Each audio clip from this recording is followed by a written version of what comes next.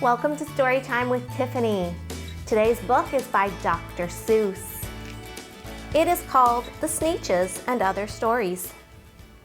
Do you have a book that you want to request? I would love to read your favorite book. Just tell me which one it is. You can do that by going to my Facebook page and making a comment.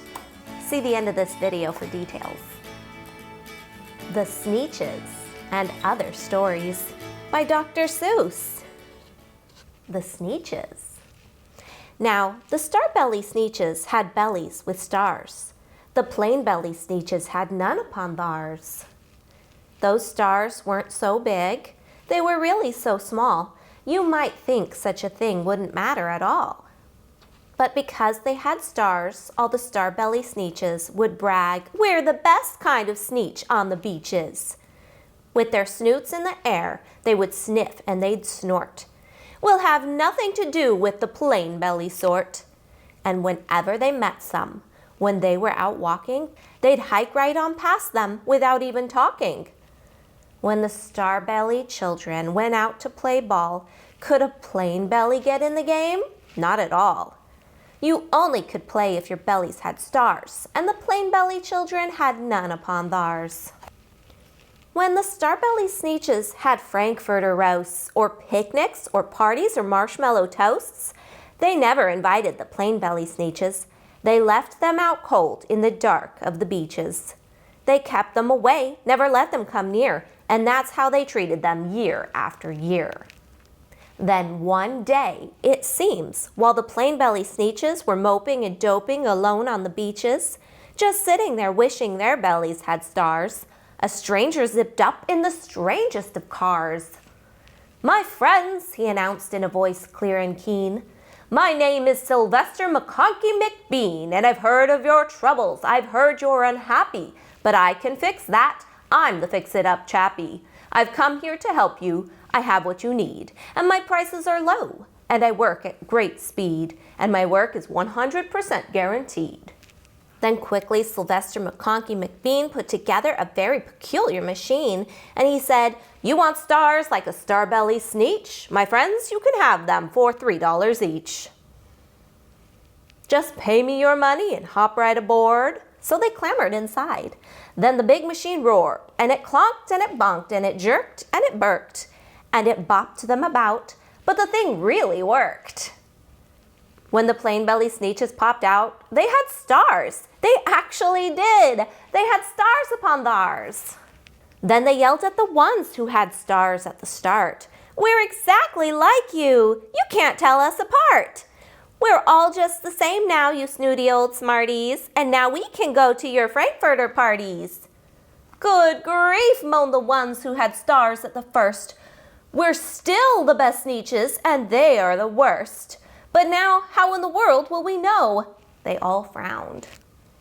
"If which kind is what, or the other way round?" Up came McBean with a very sly wink, and he said, "Things are not quite as bad as you think. So you don't know who's who? That is perfectly true. But come with me, friends. Do you know what I'll do? I'll make you again the best Sneetches on beaches, and all it will cost you is $10 eaches." "Belly stars are no longer in style," said McBean. "What you need is a trip through my star-off machine. This wondrous contraption will take off your stars, so you won't look like Sneetches who have them on theirs." And that handy machine, working very precisely, removed all the stars from their tummies quite nicely. Then with snoots in the air they paraded about, and they opened their beaks and they let out a shout. "We know who is who. Now there isn't a doubt. The best kind of Sneetches are Sneetches without." Then, of course, those with stars all got frightfully mad. To be wearing a star was now frightfully bad. Then, of course, old Sylvester McConkey McBean invited them into his star-off machine. Then, of course, from then on, as you probably guess, things really got into a horrible mess. All the rest of that day on those wild screaming beaches, the fix-it-up chappie kept fixing up Sneetches. Off again, on again, in again, out again, through the machines they raced round and about again, changing their stars every minute or two. They kept paying money, they kept running through, until neither the plane nor the star bellies knew whether this one was that one, or that one was this one, or which one was what one, or what one was who. Then when every last cent of their money was spent, the fix-it-up chappie packed up and he went. And he laughed as he drove in his car up the beach. They never will learn. No, you can't teach a Sneetch. But McBean was quite wrong. I'm quite happy to say that the Sneetches got really quite smart on that day. The day they decided that Sneetches are Sneetches and no kind of Sneetch is the best on the beaches. That day all the Sneetches forgot about stars and whether they had one or not upon theirs. The second story is called The Zacks. One day, making tracks in the prairie of Prax, came a north-going Zacks and a south-going Zacks. And it happened that both of them came to a place where they bumped. There they stood, foot to foot, face to face. Look here now, the north-going Zack said. I say, you are blocking my path. You are right in my way. I'm a north-going Zack and I always go north. Get out of my way now and let me go forth. Who's in whose way? Snapped the south-going Zacks. I always go south, making south-going tracks. So you're in my way, and I ask you to move, and let me go south in my south-going groove. Then the north-going Zacks puffed his chest up with pride. I never, he said, take a step to one side, and I'll prove to you that I won't change my ways if I have to keep standing here 59 days. And I'll prove to you, yelled the south-going Zacks, that I can stand here in the prairie of Prax for 59 years, for I live by a rule that I learned as a boy back in south-going school. Never budge, that's my rule, never budge in the least, not an inch to the west, not an inch to the east. I'll stay here not budging. I can and I will, if it makes you and me and the whole world stand still. Well, of course the world didn't stand still. The world grew. In a couple of years, the new highway came through, and they built it right over those two stubborn Zacks and left them there, standing, unbudged in their tracks. Too many Daves. Did I ever tell you that Mrs. McCabe had 23 sons and she named them all Dave? Well, she did, and that wasn't a smart thing to do. You see, when she wants one and calls out, "Yoo-hoo! Come into the house, Dave!" she doesn't get one. All 23 Daves of hers come on the run.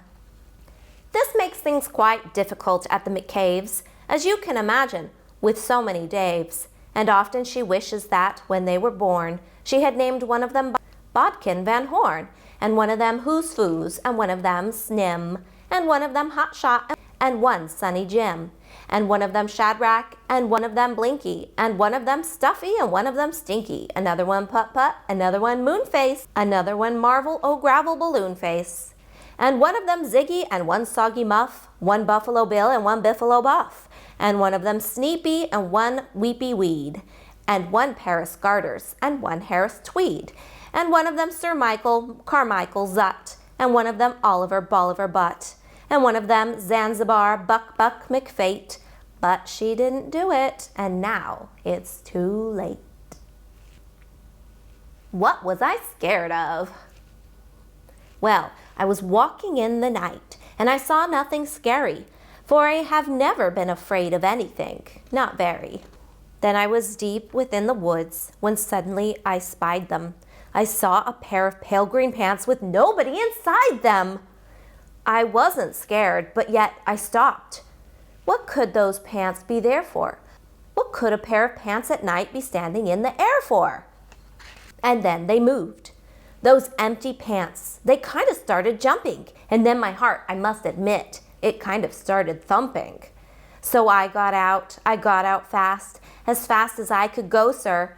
I wasn't scared, but pants like that I did not care for, no sir. After that, a week went by, then one dark night in Greenwich, I had to do an errand there and fetch some Greenwich spinach. Well, I had fetched the spinach. I was starting back through town when those pants raced around a corner and they almost knocked me down. I lost my Greenwich spinach, but I didn't even care. I ran for home. Believe me, I had really had a scare. Now, bicycles were never made for pale green pants to ride 'em, especially spooky pale green pants with nobody inside 'em. And the next night, I was fishing for doubt trout on Rover River when those pants came rowing toward me. Well, I started in to shiver. By now, I was so frightened that I'll tell you, but I hate to. I screamed and rode away and lost my hook and line and bait too. I ran and found a brickle bush. I hid myself away. I got brickles in my britches, but I stayed there anyway. I stayed all night, the next night too. I'd be there still, no doubt, but I had to do an errand, so the next night I went out. I had to do an errand, had to pick a peck of snide in a dark and gloomy snide field that was almost 9 miles wide. I said, I do not fear those pants with nobody inside them. I said and said and said those words. I said them, but I lied them. Then I reached inside a snide bush, and the next thing that I knew, I felt my hand touch someone, and I'll bet that you know who. And there I was, caught in the snide and in that dreadful place. Those spooky empty pants and I were standing face to face. I yelled for help. I screamed. I shrieked. I howled. I yowled. I cried, oh, save me from these pale green pants with nobody inside. But then a strange thing happened. Why, those pants began to cry. Those pants began to tremble. They were just as scared as I. I never heard such whimpering.